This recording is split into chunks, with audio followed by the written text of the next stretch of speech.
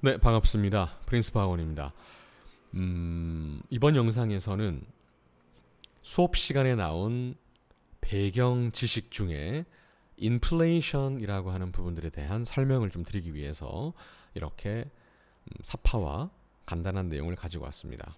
학생들에게 오른쪽에 있는 사람이 누구냐라고 물어보면 초등학교 한 4, 5, 6학년 학생들은 히틀러라고 얘기를 하더라고요. 네, 알고 있는 것 같아요. 근데 왼쪽입니다. 자, 인플레이션을 설명하기 위해서 필요한 부분들의 사진을 찾다 보니 딱 어울리는 게 요거였던 것 같아요. 자, 이렇게 한번 제가 크게 한번 해보겠습니다. 물론 이게 역사적인 사파도 지금 이게 존재해요. 자, 우리가 물건을 사려고 할 때 예를 들면 빵 하나에 뭐 1,000원 아니면 뭐 국수 한 그릇에 5, 6천 원 이런 식으로 지금 뭐 판매가 되고 있습니다. 예, 뭐 물가에 따라 다르겠죠. 근데 물건을 사려고 하는데 이 정도의 양의 돈을 카트에 넣고 가는 게 과연 어, 상상이나 될까 하면 학생들은 믿지 않습니다. 자, 그래서 이 그림으로 가르쳐 주면 인플레이션에 대한 개념이 좀 쉽게 다가오지 않을까 싶어요. 인플레이션을 우리가 이제 말로 하면 한국어 말로 하면 물가 상승이라고 얘기를 할 수 있습니다. 영어 단어에 이제 inflate라는 단어가 팽창하다, 증가하다, 부풀다 이런 의미를 가지고 있어요. inflate라는 단어가 반대말은 이제 deflate라는 단어인데요. 예를 들어서 커피 한 잔을 마시려고 해요. 그런데 이만큼의 돈이 필요하다면 이건 말이 안 되죠. 근데 실제로 이러한 상황이 독일에서 일어났던 일들입니다. 왜냐?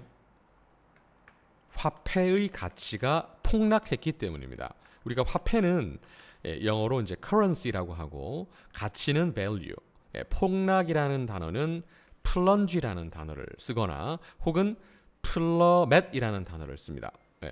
근데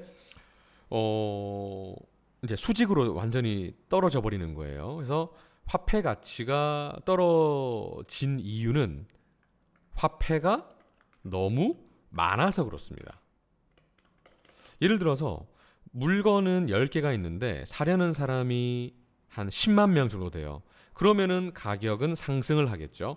그런데 물건의 개수가 10만 개인데 사려는 사람이 10명이면 가격은 하락보다 좀 더 심한 것은 폭락이 될 겁니다.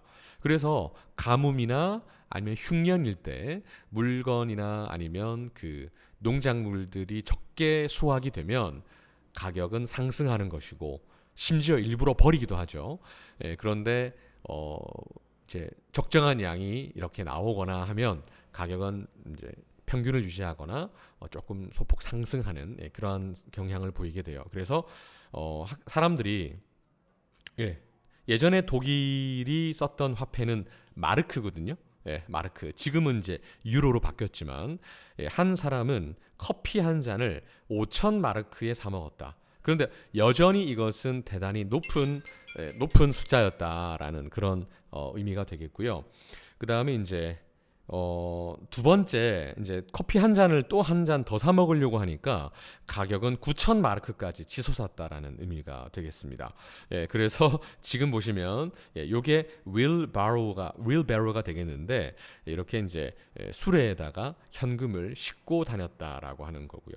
그리고 millions of Germans 수백만 명의 독일인들이 out of work. 자, out of work라고 하는 것은 이제 일자리를 잃었다라는 굉장히 구어체적인 표현입니다. out of work. 이게 아까 우리가 봤던 표현 중에서 이제 jobless라는 단어가 있었어요. jobless. 그러니까 이 두 단어를 기억을 하셨다가 쓰시면 좋겠죠. Well, so many German people were out of work. So many German people 혹은 Germans were jobless. 이런 식으로 표현을 하면 되는 것입니다. 그래서 인플레이션이라고 하는 부분들이 물가 상승인데 사실은 이런 개념이 잘 와닿지 않는 학생들의 경우에 바로 이런 식으로 사퍼나 그림을 가지고 설명을 해주면 좋기 때문에 한번 참고하시면 좋겠습니다. 네, 저는 지금까지 프린스퍼 어학원의 브라이언이었습니다.